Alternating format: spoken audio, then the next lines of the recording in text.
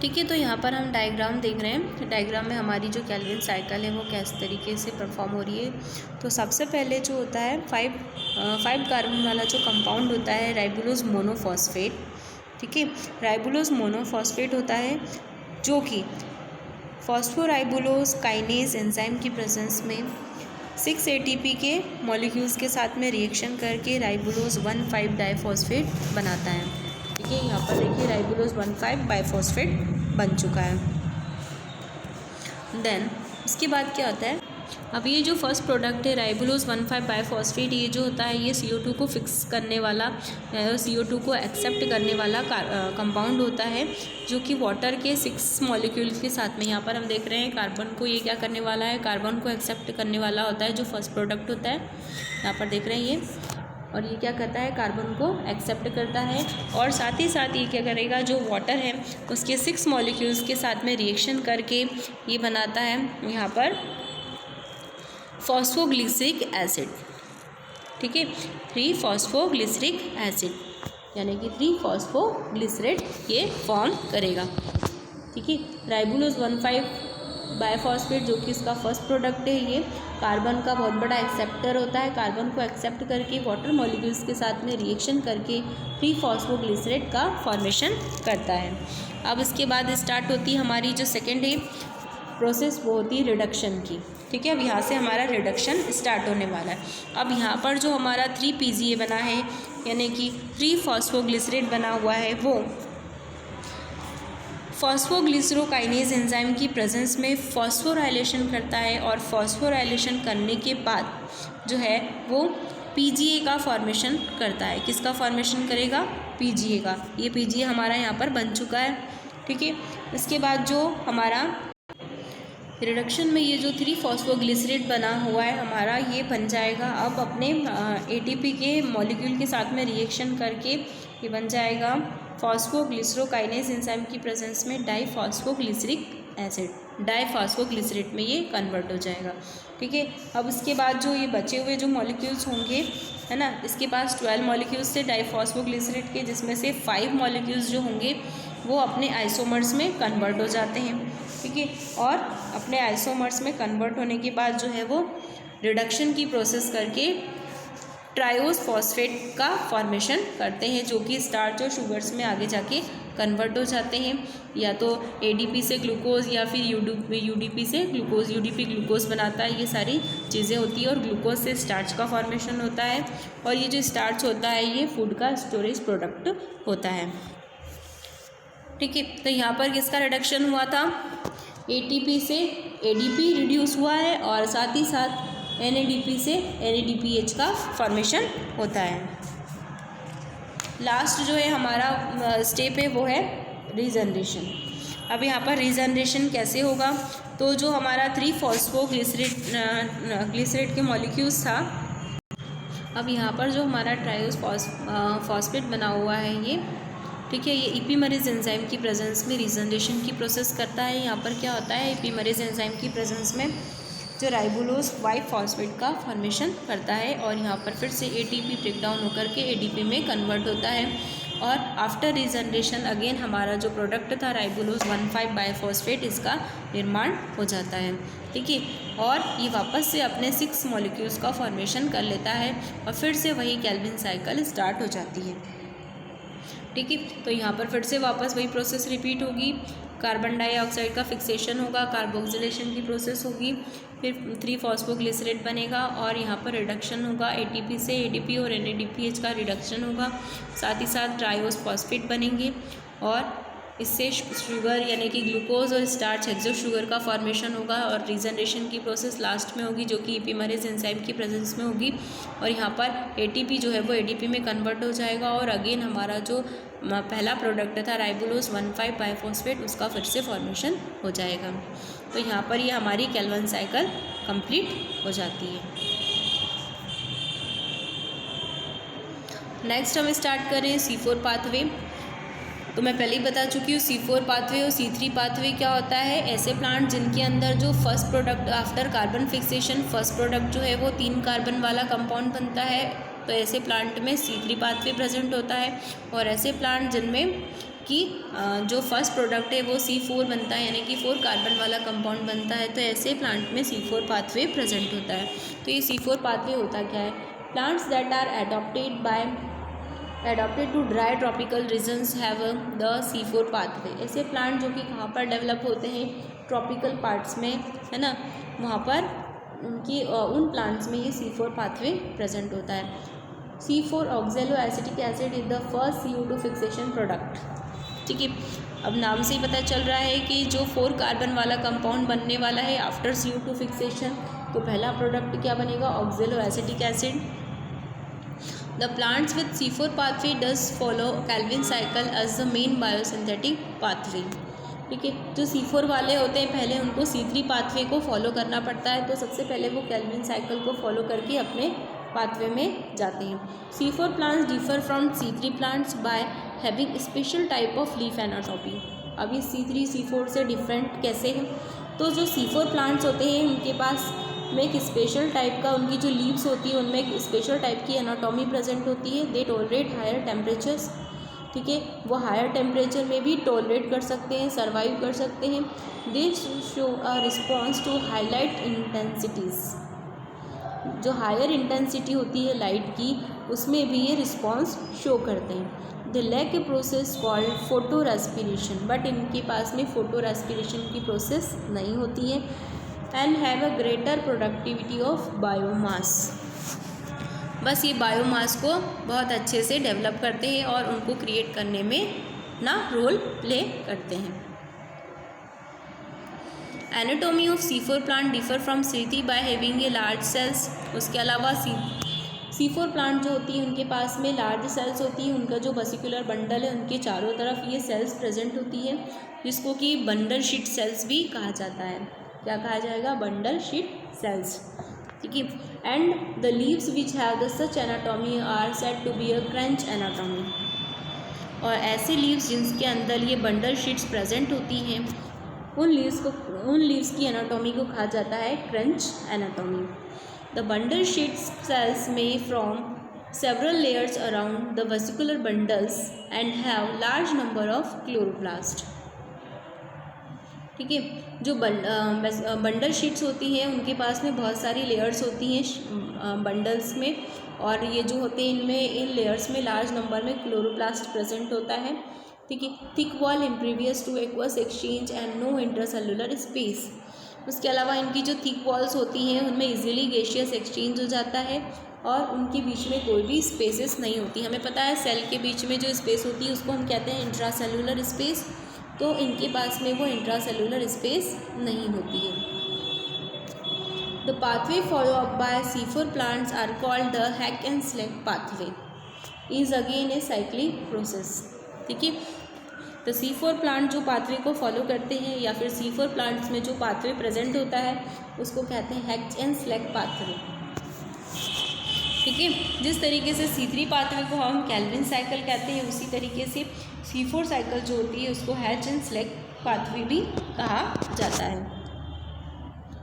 तो ये तो कुछ इन्फॉर्मेशन थी कि C4 प्लांट्स और C3 प्लांट्स में क्या डिफरेंट है। The tissue involve in the process of C4 pathway are mesophylls and bundle sheath cells. ठीक है, जो टिश्यू इनमें पार्टिसिपेट करती है C4 पाथवे में वो कौन कौन सी हो सकती है? वो मेसोफिल सेल्स और या तो फिर बंडल शीट सेल्स होती हैं। ये दोनों सेल्स में ये पाथवे होता है। The process start in A mesophyll when CO2 is accepted by primary CO2 acceptor. ठीक है, तो ये मैं डायग्रामेटिकली आगे बताऊंगी। सबसे पहले प्रोसेस एक्सप्लेन करते हैं। तो प्रोसेस स्टार्ट होती है मेसोफिल से, जब CO2 जो है वो एक्सेप्ट किया जाता है एटमॉस्फेयर से, है ना, और किसके थ्रू? CO2 एक्सेप्टर के through, which is 3 carbon molecule phosphoenol pyruvate. ठीक है, CO2 किसके थ्रू एक्सेप्ट किया जाएगा? Phosphoenol pyruvate, catalysed by the PEP carboxylase और PEP केस। ठीक है, अब ये प्रोसेस किसके थ्रू होगी? कौन सी एंजाइम की प्रेजेंस में? तो PEP कार्बोक्सिलेज एंजाइम की प्रेजेंस में। Mesophyll cells lack rubisco enzyme. Mesophyll cells में रुबिस्को एंजाइम नहीं होता है। द C4 एसिड यानी कि oxaloacetic acid is form in the mesophyll cells which then forms other 4 carbon compounds like a malic acid, और aspartic acid in the mesophyll sales.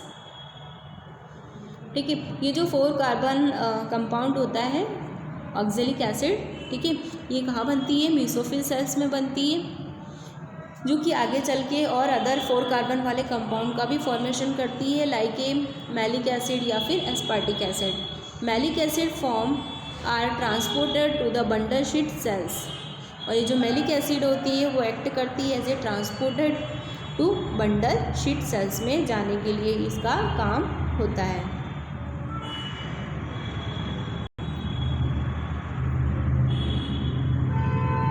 In the bundle sheet cells, these C4 acids are broken down to release the CO2 and 3 carbon molecules.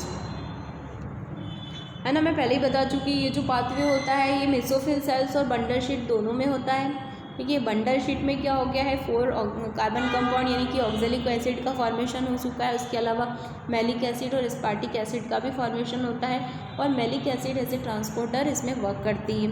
अब आगे जब malic acid transport हो जाती है हमारी bundle sheath में, तो बंडल शीट में ये जो C4 एसिड्स है यानी कि जो मैलिक एसिड है वो ब्रेक डाउन होती है और उसमें से CO2 रिलीज़ हो जाता है। देन आफ्टर 3 कार्बन मॉलिक्यूल्स वहाँ पर डेवलप हो जाते हैं, बन जाते हैं। The 3 carbon molecule is transported back to the mesophyll where it is converted to PEP again, right. अब ये जो 3 कार्बन मॉलिक्यूल बना था ये फिर से ट्रांसपोर्ट कर दिए जाते हैं मेसोफिल सेल्स में, जहाँ पर ये अगेन कन्वर्ट हो जाते हैं PEP में, और फिर इस तरीके से जो साइकिल है वो कंप्लीट हो जाती है। The CO2 release in the bundle sheet cells enter the C3 or Calvin pathway, a pathway common to all plants।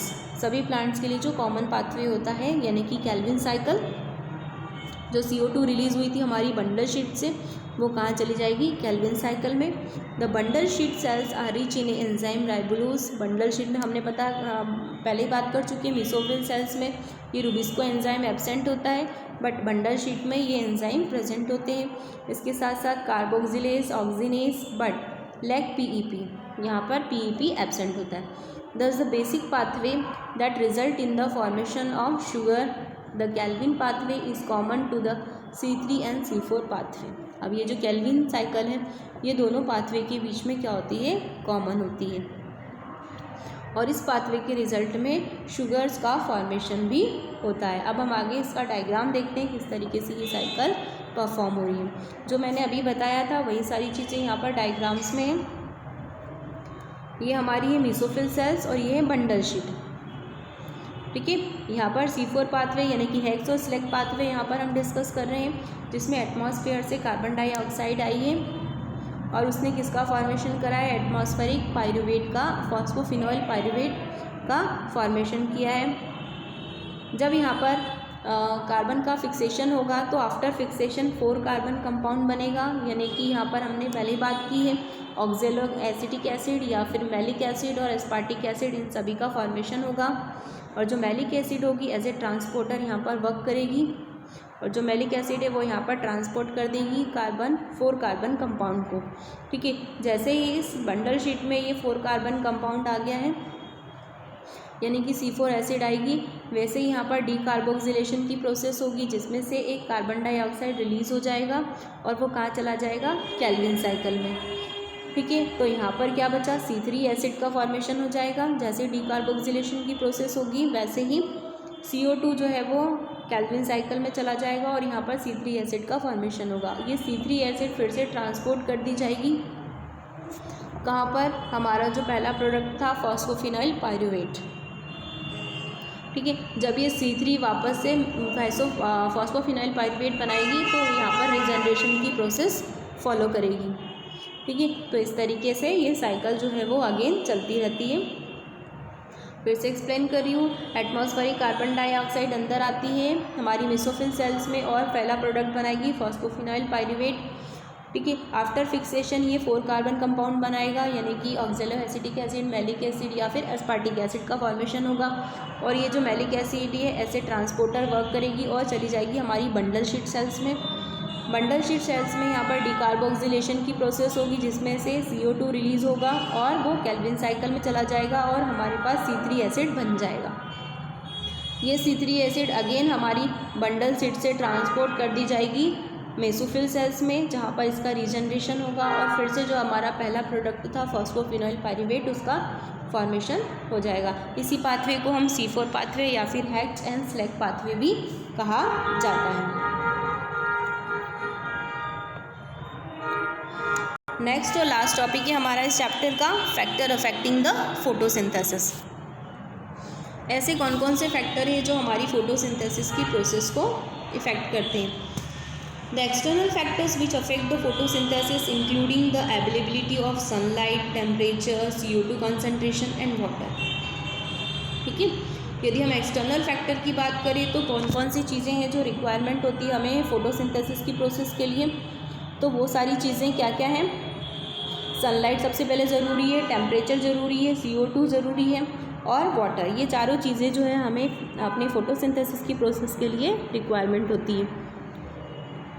ब्लैकमैन्स law of limiting factor, ये क्या होता है। If a chemical process is affected by more than one factor then its rate will be determined by the factor which is nearest to its minimal value. It is the factor which directly affect the process if its quantity is changed. In 1905 में जो Blackman थे उन्होंने जो factor बताया था उसको कहते हैं लॉ ऑफ लिमिटिंग फैक्टर, जिसमें उन्होंने बताया कि यदि कोई केमिकल प्रोसेस है वो अफेक्ट कर दी जा रही है, एक से ज़्यादा फैक्टर उसको अफेक्ट करते हैं। ठीक है, यदि कोई केमिकल प्रोसेस है उसको मोर देन वन फैक्टर उसको यदि अफेक्ट करते हैं तो इसका जो रेट होगा है ना वो कितना होगा, नियरेस्ट टू मिनिमल वैल्यू। उसकी जो रेट होगी वो मिनिमल वैल्यू के नियरेस्ट होगी। It is the factor which directly affect the process if it's quantity is change. तब वो फैक्टर डायरेक्टली उस प्रोसेस को अफेक्ट करेगा यदि उसकी क्वांटिटी को चेंज कर दिया जाएगा। दैट मीन्स यहाँ पर हम बात कर रहे हैं ये जो फैक्टर्स है यदि उनकी क्वांटिटी चेंज होती है या तो इंक्रीज़ या डिक्रीज़ होती है तो वो उस तरीके से फोटोसिंथेसिस की प्रोसेस को इफ़ेक्ट करेंगे। ठीक है, तो इसी को उन्होंने कहा था लिमिटिंग फैक्टर्स, जिसे ब्लैकमैन का लिमिटिंग फैक्टर्स भी कहा जाता है। फर्स्ट फैक्टर होता है light. At low intensity of light there is a linear relationship between incident light and carbon fixation. ठीक है, यदि लाइट की लो इंटेंसिटी होती है ना, तो इंसिडेंट लाइट और कार्बन फिक्सेशन के बीच में एक लीनियर रिलेशनशिप बनता है, यानी कि ज़्यादा इफेक्ट नहीं करती है। And at a high intensity of light the rate does not show further increase because other factors become limiting, right?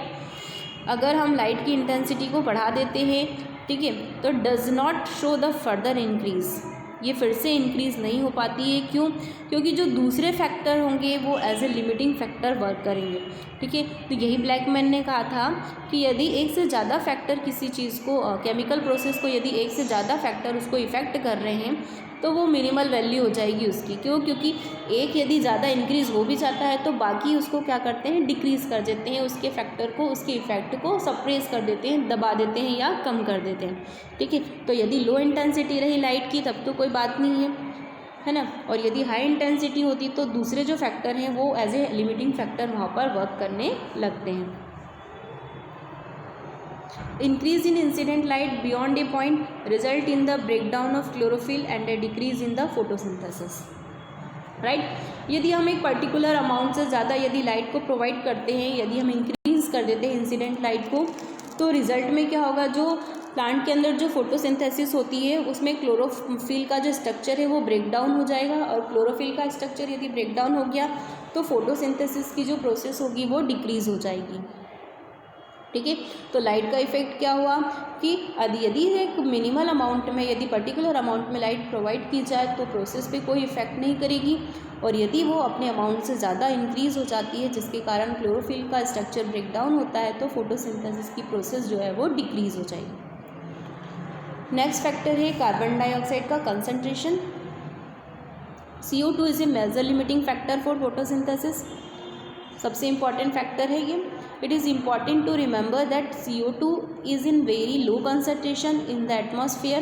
हमें पता है कि कार्बन डाइऑक्साइड का कंसनट्रेशन हमारे एटमॉस्फेयर में सबसे कम होता है, 0.03 से 0.04% तक ये प्रेजेंट होता है।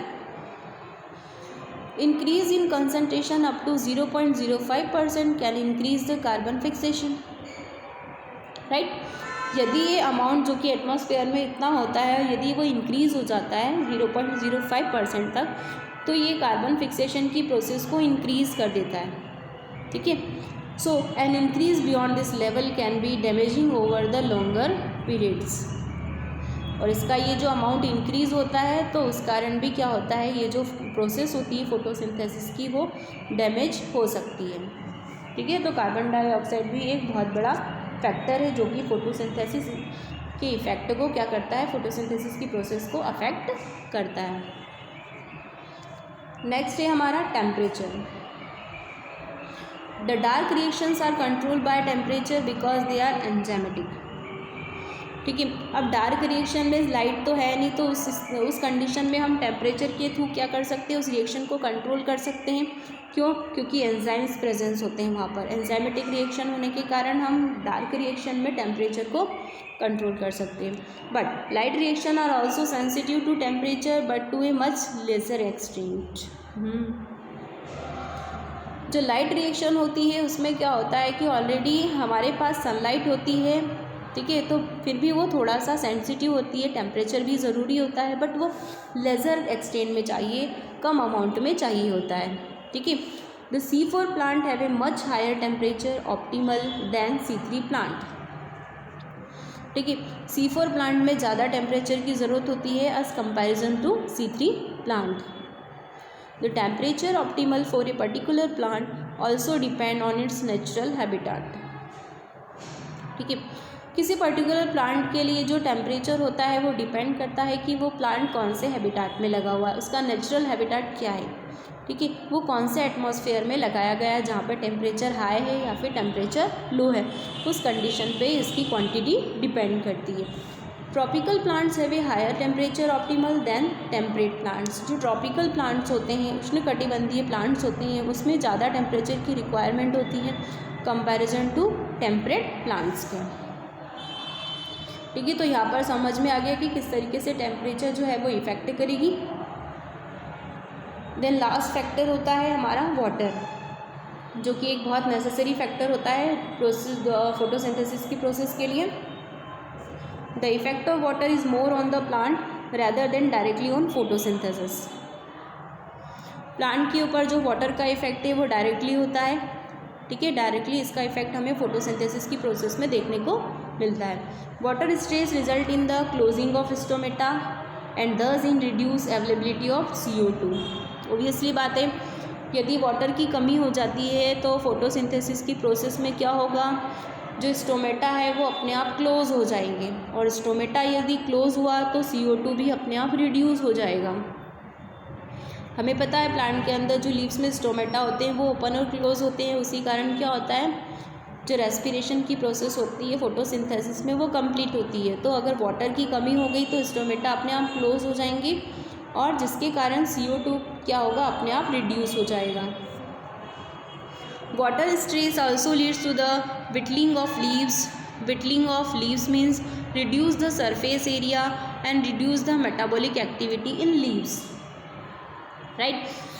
अब वाटर का यदि लेवल कम है, यानी स्ट्रेस है, वाटर की कमी है, तो लीव्स जो होगी विटलिंग हो जाएगी। विटलिंग यानी कि श्रिंक हो जाना, सिकुड़ जाना, या हम कह सकते हैं उसका साइज़ कम हो जाना, ठीक है। यानी कि wilting of leaves mean reduce the surface area. यहाँ पर वही बात की है, यदि कोई लीव्स इतनी है तो उसका जो सरफेस एरिया है वो क्या हो जाएगा, छोटा हो जाएगा, डिक्रीज़ हो जाएगा, रिड्यूस हो जाएगा।